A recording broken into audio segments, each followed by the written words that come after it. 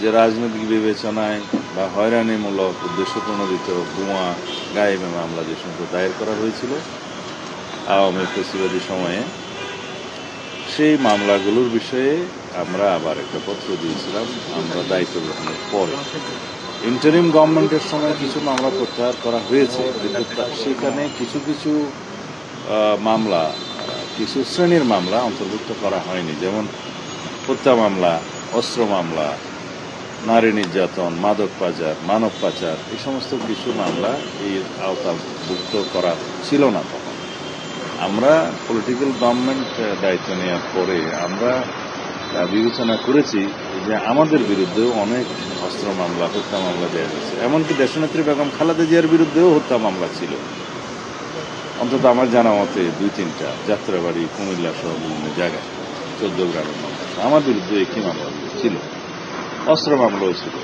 আমাদের অনেক নেতাদের বিরুদ্ধে মাদক মামলা দেয়া হয়েছিল, নারী নির্যাতন সহ যে কোনোভাবে যাতে আটক রাখা যায় সে মামলাগুলো দেওয়া হয়েছিল। সে জেলা পর্যায়ে যে কমিটিটা আমরা করে দিয়েছিলাম, হেডেড বাই জেলা ম্যাজিস্ট্রেট, এডিএম, এসপি, পিপি এবং আরও একজন প্রতিনিধি আছে, তারা এই কমিটি প্রজ্ঞাপন দিয়ে জনসাধারণের কাছে জানিয়েছে যে রাজনৈতিক উদ্দেশ্য প্রণোদিত এবং এই সমস্ত বোমা মামলা, মিথ্যা মামলা যদি কারোর বিরুদ্ধে হয়ে থাকে তারা যথাযথ একটা ফর্ম আছে, এই ফর্মের মধ্যে আবেদন করবে উইথ আইদার চার্জশিট, এফআইআর এবং এজাহার সহ।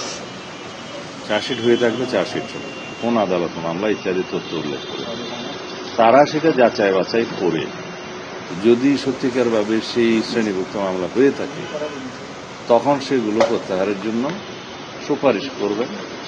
এগুলো প্রথমে স্বরাষ্ট্র মন্ত্রণালয়ে আসবে।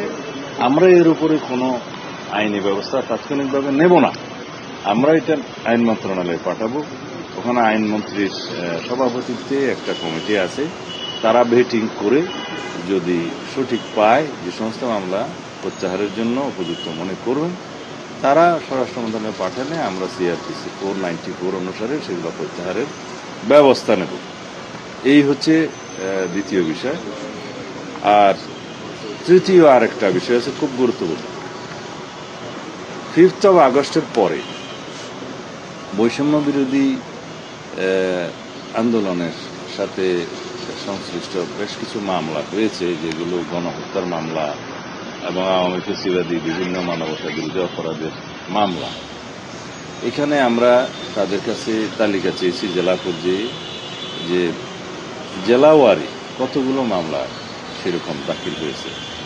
এগুলো রিমোট ডিস্ট্রিক্টগুলোতে হয়তো কম, কিন্তু মহানগরগুলোতে সংখ্যা একটু বেশি। তাতে আমরা যাচাই বাছাই করে দেখব, যাতে আপনারা সবাই জানেন অনেক মামলার মধ্যে হাজার হাজার লোককে আসামি করা হয়েছে, সেগুলো আমরা যাচাই বাছাই করে দেখব সত্যিকার অর্থে প্রকৃত আসামি কারা, সেটা আইইউ তদন্ত কর্মকর্তাগণ এটা তদন্ত করে দেখবেন এবং যাতে স্বল্প সময়ের ভিতরে সেটা ডিসপোজ অফ করতে পারে তদন্ত, সেটা দেখবেন। আর যাদেরকে উদ্দেশ্যপ্রণোদিতভাবে মামলায় অন্তর্ভুক্ত করা হয়েছে তাদেরকে যাতে নিষ্কৃতি দেয় সেই সুপারিশটা আমরা করেছি। তবে এটা আইনানুগভাবেই হবে, আইনি প্রক্রিয়াই হবে। আর কি বিষয় ছিল? হ্যাঁ হ্যাঁ